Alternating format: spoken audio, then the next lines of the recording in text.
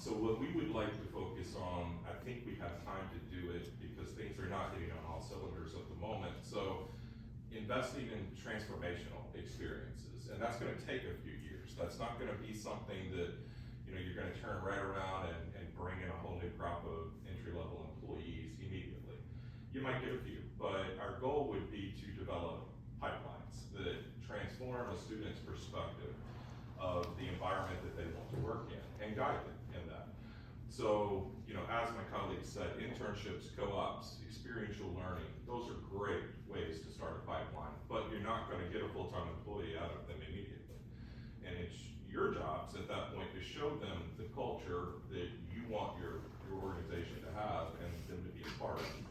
So assigning a mentor during that experience, somebody that you know is a A-plus player on your team, to help guide them, share things, make sure that they're still available to them after the experience is over. Those kinds of things are important. Career tracks, showing up at Momentum to find out all what you just said, right? There's something in every product I use that I didn't know about. I know our students don't know that either. So experiences like that, and it doesn't mean that you have to recruit anybody at that. Just show off what you're doing.